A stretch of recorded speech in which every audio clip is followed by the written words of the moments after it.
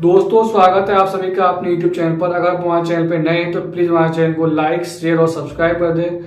तो आज हम बात करने वाले बिल्किस बानो केस में सुप्रीम कोर्ट ने पलटा गुजरात सरकार का फैसला, और जाने इस मामले में कब कब क्या हुआ। सुप्रीम कोर्ट ने गुजरात में 2002 के दंगों के दौरान बिल्किस बानो से गैंगरेप और उनके परिवार के 7 सदस्यों की हत्या के मामले में 11 दोषियों की समय पूर्व रिहाई के फैसले को पलट दिया है। जस्टिस बीवी नागरत्ना और जस्टिस उज्जवल भैया की पीठ ने दोषियों को 2 सप्ताह के अंदर जेल अधिकारियों के समक्ष आत्मसमर्पण करने का निर्देश दिया है। बिल्किस बानो गैंगरेप और उनके परिवार के 7 सदस्यों की हत्या के मामले में सोमवार को सुप्रीम कोर्ट ने महत्वपूर्ण फैसला सुनाया है।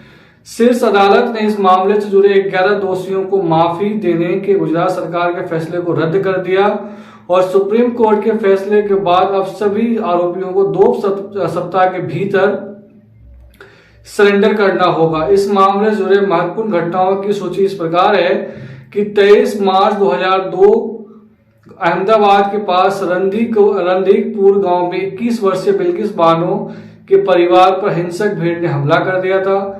महिला के साथ सामूहिक बलात्कार किया गया। उसके परिवार के 7 सदस्यों की हत्या कर दी गई थी।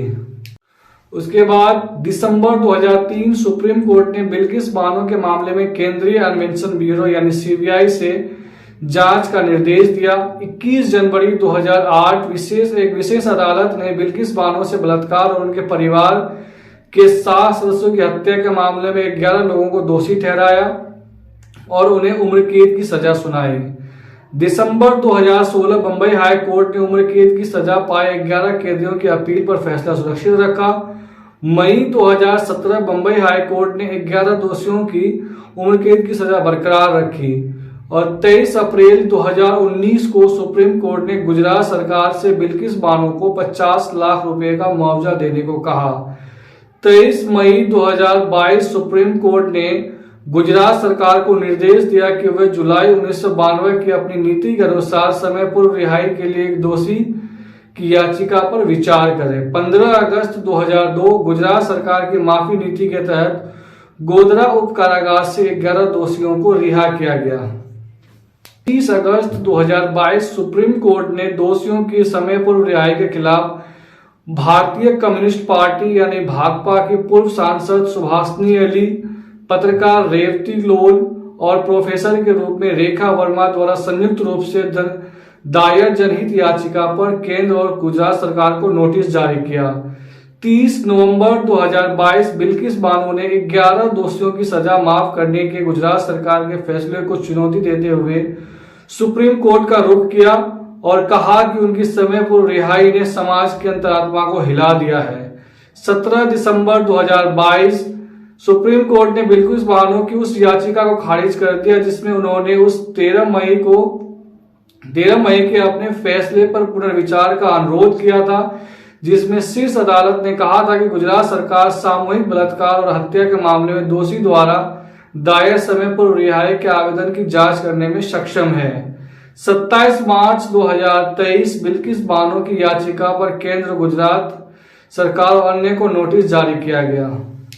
7 अगस्त 2023 सुप्रीम कोर्ट ने सजा में छूट देने के गुजरात सरकार के फैसले को चुनौती देने वाली याचिकाओं पर अंतिम सुनवाई शुरू की, और 12 अक्टूबर 2023 सुप्रीम कोर्ट ने बिल्किस बानो द्वारा दायर जनहित याचिका सहित अन्य याचिकाओं पर 11 दिन की सुनवाई के बाद अपना फैसला सुरक्षित रखा, और 8 अक्टूबर 2024 सुप्रीम कोर्ट ने 11 दोषियों की सजा माफी रद्द करते हुए कहा कि आदेश घिसा पिटा है और बिना सोचे समझे पारित किया गया है। तो सुप्रीम कोर्ट ने दोषियों को 2 सप्ताह के भीतर जेल अधिकारियों के समक्ष आत्मसमर्पण करने का निर्देश दिया है।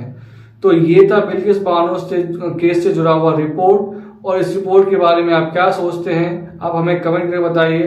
अगर आप हमारे चैनल पर नए हैं तो प्लीज हमारे चैनल को लाइक, शेयर और सब्सक्राइब कर दें। धन्यवाद।